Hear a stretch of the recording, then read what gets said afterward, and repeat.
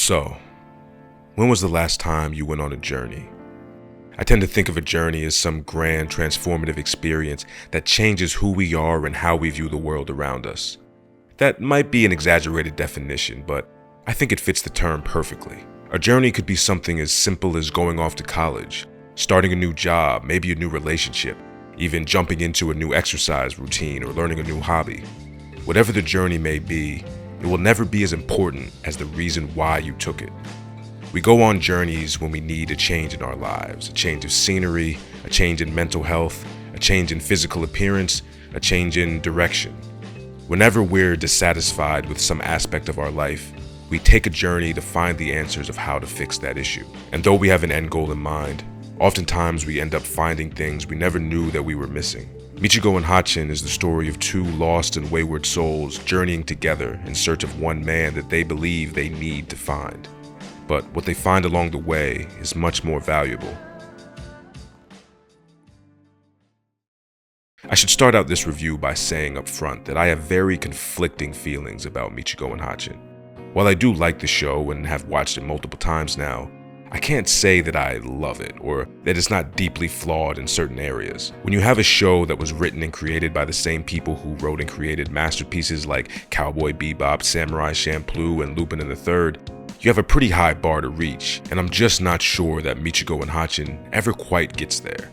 That being said, the anime definitely has style and flair in spades, and it's a truly striking piece of art that definitely made a strong impression on me when I first watched it over a decade ago.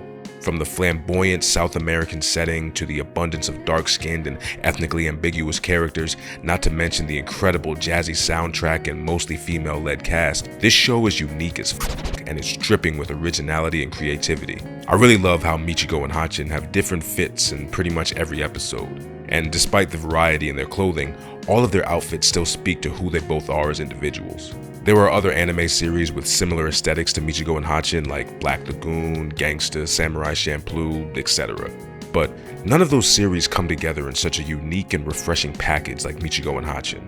The animation is slick and vibrant, the atmosphere transitions from radiant and relaxing nature scenery to dark and gritty city streets seamlessly. The characters are over the top and in your face, the dialogue, with some exceptions, is quick hitting and engaging, and many of the short stories told in the 22 episode run are harrowing and tragic.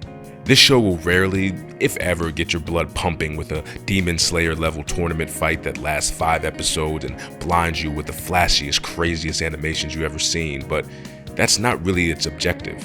What it is great at is depicting gripping moments of tension and solemn moments of intimacy through a purposeful lack of that flashy craziness. Like the moment in episode 3 where a woman who was desperately trying to steal and finesse her way out of the ghetto goes off on a suicide mission to save her sister after she gets kidnapped. What she finds is 3 armed children waiting for her there. There's no fight, there's no big showdown. She just calmly gets out of the car in a static wide shot, and one of the boys opens fire on her and the screen smash cuts to black. There are countless moments like this in Michiko and Hatchin that really blow me away.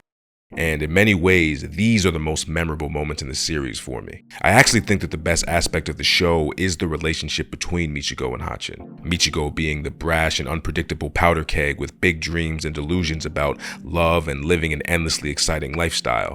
And then there's Hatchin, who is the morally righteous yet equally as hot-headed voice of reason, who seems to always be surrounded by crooks and scumbags at every turn. There's also something hilarious about a wolf and cub duo where, for once, the child is the responsible one, and it's the adult or the wolf that's the immature danger to everybody. Every scene that revolves around their polar opposite personalities clashing, then coming together and being there for each other despite their differences is when I found myself the most captivated by the show. It's a shame then that the show never seems to want to dwell on that relationship for too long and constantly has them being separated and off doing their own things with other less important or less interesting characters. I get that having them have their own stories and adventures and interacting with different characters helps with the world building aspect of the show, but it gets a little tiresome when the theme of almost every arc is either Hatchin gets kidnapped and Michiko has to save her, or the two go their own ways but serendipitously find a path back to each other. The show also has an issue with episodes just seemingly starting with Michiko and Hatchin in new places or situations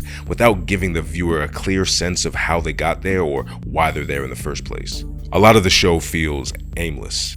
There's a clear objective for Michiko and Hatchin to find Hiroshi, Hatchin's father, but most of the time it feels like the characters are just sort of wandering around, doing whatever happens to find them at the time. This same thing isn't such a negative in other shows like Samurai Champloo, for instance, but that's because, in my opinion, Champloo tells more interesting and carefully woven stories overall. There are other areas where I feel like the show could have been improved, but I honestly don't want to dwell on the negatives too much because, again, I do actually like this show, and I want to highlight some of its brighter elements. For one, I think the show has a very strong opening. Hatchin, or Hana as she's called in the first episode, is orphaned as a baby and becomes the adopted daughter of a local priest and his family of ironically demonic dickheads who treat Hatchin like by abusing her and making her do all the hard physical labor and chores.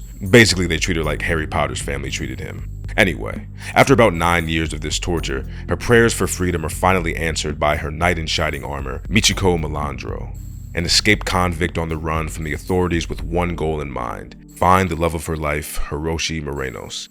And a good way to do that is to find his orphaned daughter and ask her if she knows anything about his location. Michiko is not the savior that Hatchin expected, but she's what the universe gives her, so Hatchin goes with Michiko with no questions asked. The next several episodes are probably my favorite stretch of the show. Michiko and Hatchin go from town to town, learning more and more about each other and their troubled past. They fight, they struggle, they starve, they run away and come back, but no matter what they go through, they always find a way through it together. And these episodes are all fun, heartwarming, engaging, and also a little tragic at certain moments, but it all kind of comes to a crashing halt at around episode 12. This is when the show hits a bit of a lull where it gets stuck repeating the same story arcs with very similar characters but just in different cities and towns. Episodes 13 through 18 were a bit of a struggle for me to get through, honestly. They felt like filler in a show that already is pretty short and to the point. There were some standout moments, like Hatchin breaking down at the end of episode 15 after she finds a boy in a new town that she likes and also likes her back. But when she realizes that her and Michiko have to leave, she realizes that being with him was one of the only times in her life that she was ever truly happy. Even that episode feels almost inconsequential or unimportant in the grand scheme of the narrative. This anime has a lot of great moments, but a lot of times those moments just aren't enough to hold the show up on their own. The ending, though, is beautifully bittersweet. Michiko and Hatchin finally find Hiroshi Morenos, but it's at the cost of Michiko's freedom. Hatchin is forced to fly away with her father and leave Michiko behind. But after a short time skip of about 10 years, we see that Hatchin has lived a relatively nice life and even has a young son. After receiving some strange packages with questionable items in them, she realizes that it must be Michiko who's the one sending them to her. So she uses her big girl brain and figures out where Michiko must be sending these items from. And in a final sequence that perfectly aligns with the first episode, she waits for Michiko on a long dirt road and then lovingly embraces her when they finally reunite. Despite all of my issues with this show, I gotta say that this final scene and the lead up to it always gets to me.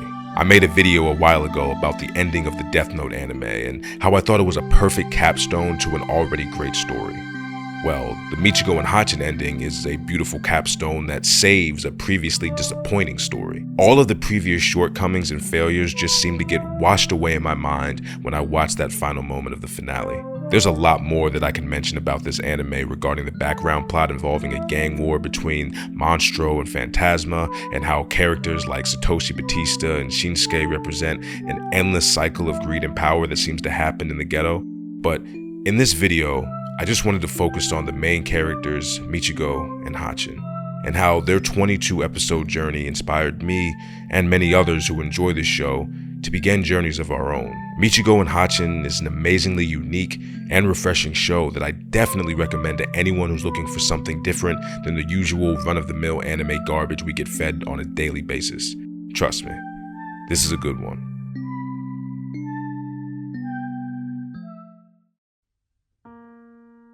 We're all looking for something, and if you're not, that's because you've been blessed enough to have found it already, or maybe you've become too disheartened and jaded to keep searching. Michiko is looking for love, Hatchin is looking for her father, and what connects them is that shared goal of finding the man who meets both criteria. But in searching for a man who ends up not being the lover or the father that either one wanted, they found something much more important. They found each other. And in each other, they found a reason to become better versions of themselves. They found someone to protect, someone to care for, and in turn, someone to care for them. And maybe that's not what we're all looking for, but I do believe that's what we all need. You may not be where you want in life at the moment. It may seem like you'll never escape from whatever dark place that you're in. And it might seem that way because the only way out is to take a leap of faith and go on a journey of self-discovery that will surely bring you more hardship and struggle. The fear of that journey is natural, but to never take the first step is a grave mistake. Take the plunge, go as far as you can, and don't look back. You may not find what you want, but you're guaranteed to find something better than what you were willing to give up.